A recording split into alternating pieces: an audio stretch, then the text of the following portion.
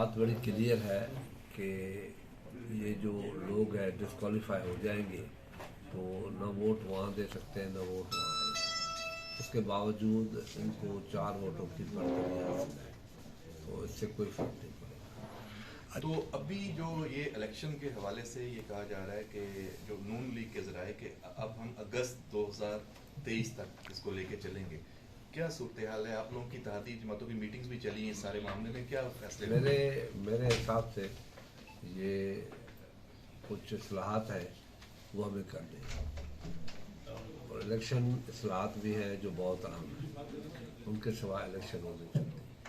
Election commission 7 महीने मांग रही है, कम से कम हो चाहिए 7 महीने, वो बहुत ज़रूरी होता है। इलेक्शन अगर केयर टेकर भी आ जाए, इलेक्शन कमीशन इलेक्शन न कराए तो फिर फ़ायदा कोई नहीं है। तो ये अक्टूबर नवंबर तक तो कोई ऐसा इरादा हमारा नहीं है कि इसको ख़त्म करें। इलेक्शन इस्लाहात का कोई टाइम फ्रेम आपस में तय किया गया है बजट से पहले या बाद में, क्या आप समझते हैं? कुछ बजट से पहले होगा, कुछ बजट के बाद होगा। अच्छा सर, ये जो अभी इमरान खान जिस नैरेटिव के साथ इलेक्शन इस्लाहात, दूसरे इस्लाहात हम शुरू कर रहे हैं मंडे से,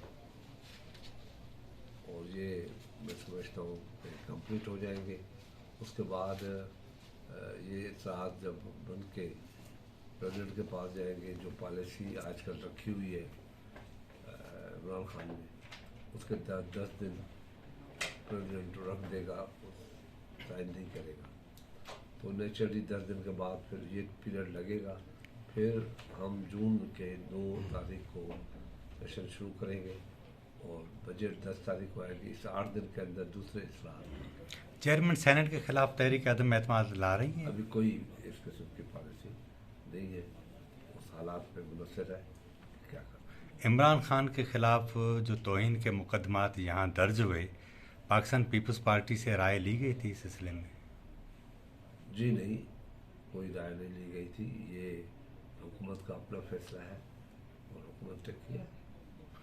अच्छा सर, जो इमरान खान हुकूमत के ख़िलाफ़ तहरीक चला रहा है, तो जो माशी चैलेंजेस हैं, ये दोनों बड़े चैलेंजेस को आप किस तरह फेस करें? पहली बात तो इमरान खान हुकूमत के ख़िलाफ़ नहीं चला रहा है, रियासत के ख़िलाफ़ चला रहा है।